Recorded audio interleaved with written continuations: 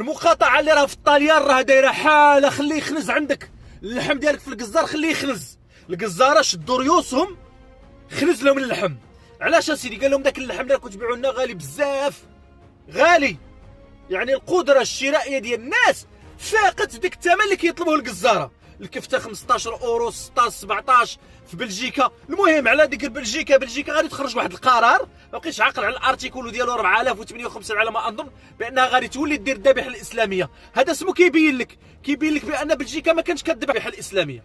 يعني كاع داك الشيء دوك الناس اللي كانوا يبيعوا بكري وماتوا الله يرحمهم، الا فيهم ما يترحم، وهاد الناس راهم يبيعوا الان، ديك الذبيحه راه لا اساس لها من الصحه، ما كاين لا ذبيح لا والو، كيكذبوا. بلجيكا كانت عندها قرار ممنوع الذبيحه الاسلاميه، كيقول لك اودي هذاك راه تعذيب الحيوانات، فغادي تخرج ارتيكل او غادي تخرج واحد القانون باش غادي تولي واحد المساحه للاسلام.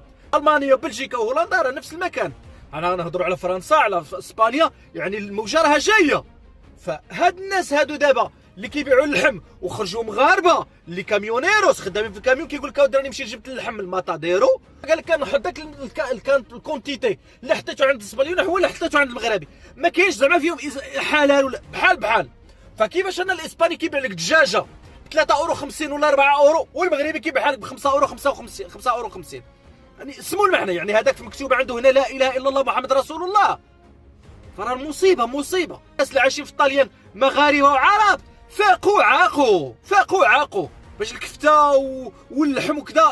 في بلجيكا 20 اورو ديال الكفته الكيلو، الحولي داير مع في 18 اورو. الناس راه ما لقاتوش القدره، الناس حيدوا لهم الشوماج، الناس حيدت لهم الخلصه، يعني الناس تأزمت. فما بالك الناس ديال مورسيا والناس ديال الميريا، الناس مساكن كيخدموا ب 1000 اورو، فين راه 1000 اورو؟ نهار ما طال مسكين كيضرب في الكامبو، في التالي كتجي كيخلص 1000 اورو، كتضرب له الاي تي تي منا والسيغورو سوسيال منا، حتى كتخرج له 800 اورو. مشيت لا حول ولا قوه الا بالله. نذكركم غير بواحد الحاجه نختم بها.